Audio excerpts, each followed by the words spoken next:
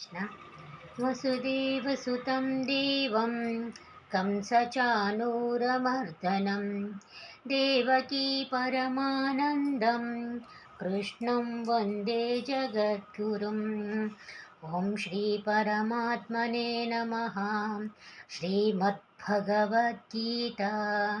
अथ पञ्चदशोऽध्यायः।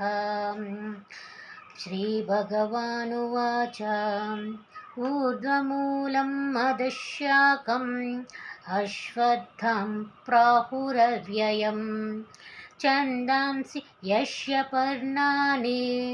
यस्तौ वेद स वेदवेत् अदैत्य ऊर्ध्वं प्रसुतन्तशका गुणप्रवृत्ता विषयः प्रबला अदैत्यमूलञ्जननुसन्ततानि कर्माणि बन्धीनि मनुष्यलोके न रूपमन्यः सतदुपलभ्यते नान्तो न चातिर्न च सम्प्रतिष्ठा अस्वत्थमेनं शिविरूढमूलम् असङ्गशस्त्रेण दृढेन चित्वा ततः पदन्तरिमार्गितव्यै यस्मिन् गता न निवर्तन्ति भूयः तमेव त्याज्यं पुरुषं प्रपद्ये यतः प्रवृत्तिः प्रसुता पुराणी निर्मानमोहो जितसङ्घदोषा अध्यात्मनित्या विनिवृत्तकामः द्वन्द्वैर्यमुक्ता सुखदुःखसंज्ञैर्गत्यन्तमूढा पदमव्ययं तद्भासते सूर्यो न संशाको न पावकः यदात्वा न निवर्तन्ते तधाम परमं मम मामैवांशो जीवलोके जीवभूतः सनातनः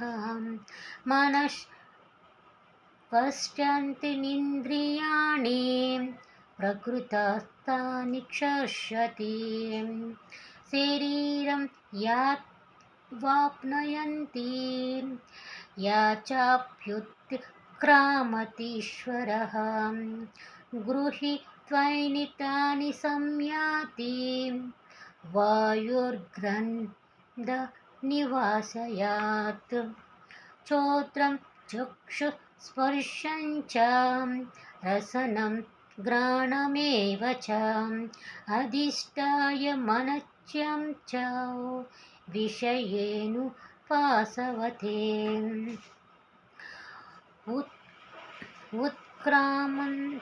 उत्क्रामन्तं स्थितिं व्याप्ति